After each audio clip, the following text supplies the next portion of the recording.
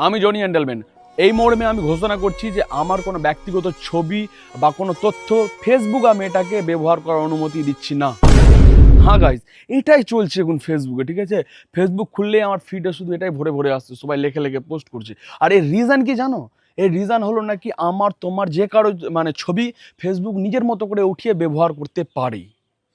হ্যাঁ, এটার জন্য, এটাকে থামার জন্য নাকি এটা পোস্ট করছে সবাই, যাতে আমার তোমার কারো ব্যক্তিগত ছবি বা কোনো তথ্য যাতে ফেসবুক নিজের মতো করে ব্যবহার না করতে পারে, তার জন্যই নাকি করা পোস্ট।